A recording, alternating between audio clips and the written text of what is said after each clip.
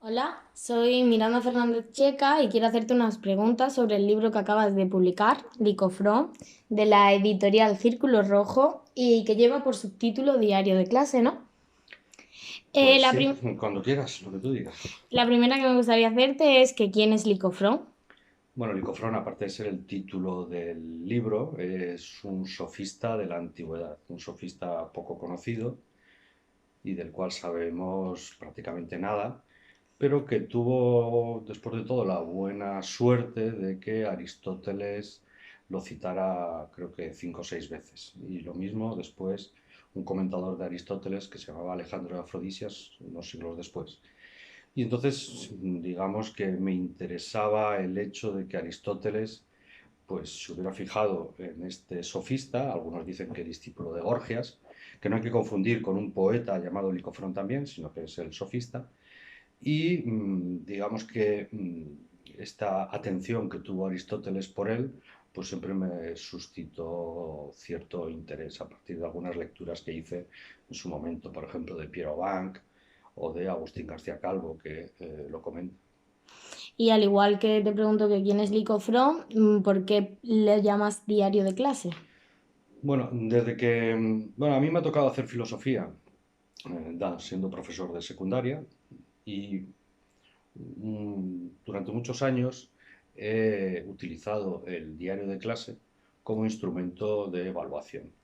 Entonces me daba la impresión de que tenía que hacer algo con esa experiencia docente, en el sentido de que solía ser bastante beneficiosa tanto para los alumnos como para mí mismo, en el sentido de que era un espejo donde me reflejaba respecto de mis propias clases.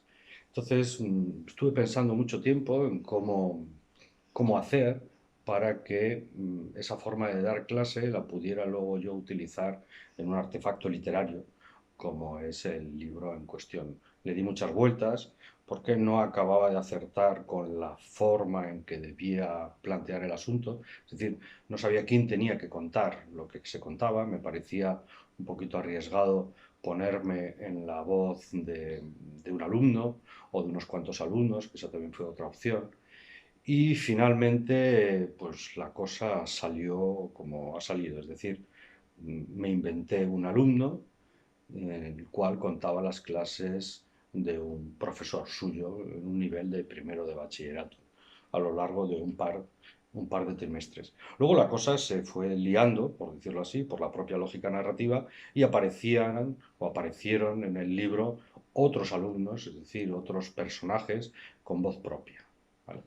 Este es tu quinto libro, ¿no? Si no recuerdo mal. Así que, ¿me podrías decir si el Licofrón tiene algo que ver o tiene Sí, alguna relación?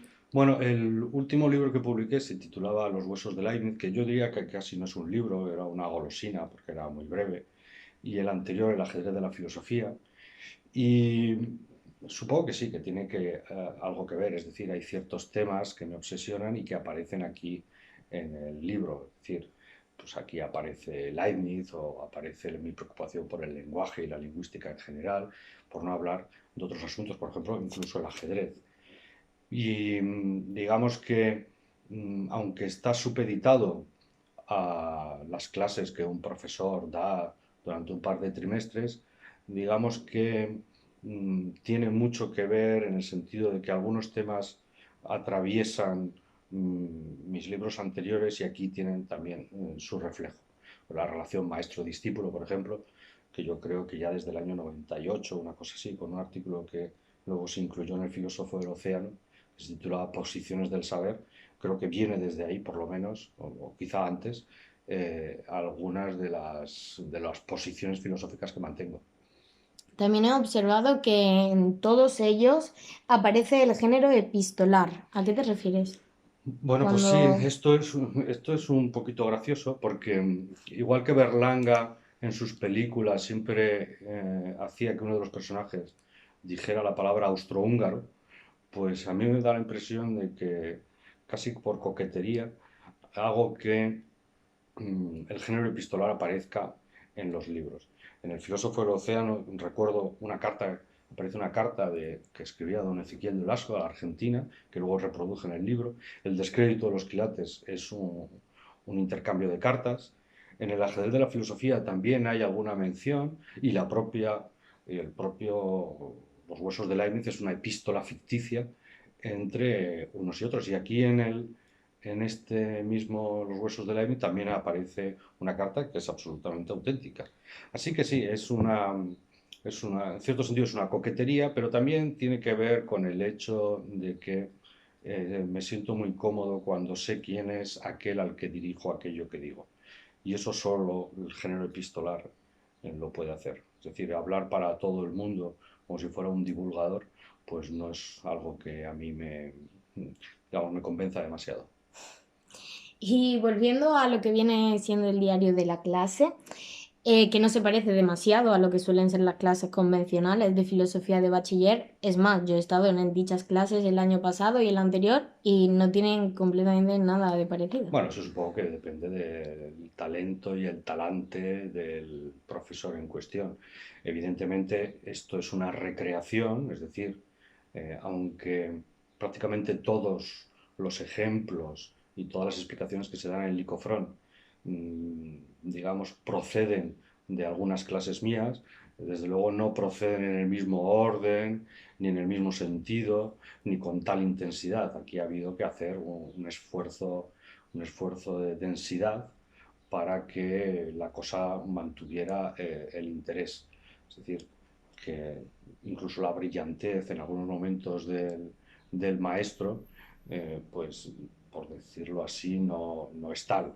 Pero claro, esto es un ensayo, esto es una recreación y por lo tanto la realidad, como siempre, deja mucho que desear. Ya que has dicho lo del ensayo, me gustaría saber cuál diría que es el género de tu libro, es decir, un ensayo literario o Sí, una ficción filosófica, por ejemplo. sí, supongo que esta manía que tenemos de clasificar las cosas hacen que, digamos, los distribuidores, las editoriales, las plataformas, tengan que mm, decir a qué género pertenece. Y he visto que algunos lo consideran ensayo literario, otros filosofía ficticia o vete a saber qué. Mira, en realidad es un problema que me interesa muy poco porque digamos, la lógica narrativa que pueda tener el texto tiene que proceder mediante una lógica interna. Esa lógica no puede proceder de un exterior predeterminado. Y por lo tanto, sea esto, sea lo otro, eso es lo de menos. Lo que importa es si está acertado o no el planteamiento, qué defectos pueda tener, si se consigue cierta verosimilitud, por ejemplo, en la recreación de los personajes, o lo que sea. Y luego este tipo de distribuciones, pues eso le interesa a los bibliotecarios y a la gente que tenga que poner los libros en estanterías. Pero a mí, francamente, pues no. Y para ir terminando, yo como lectora de Licofrón me gustaría saber si tendrá segunda parte.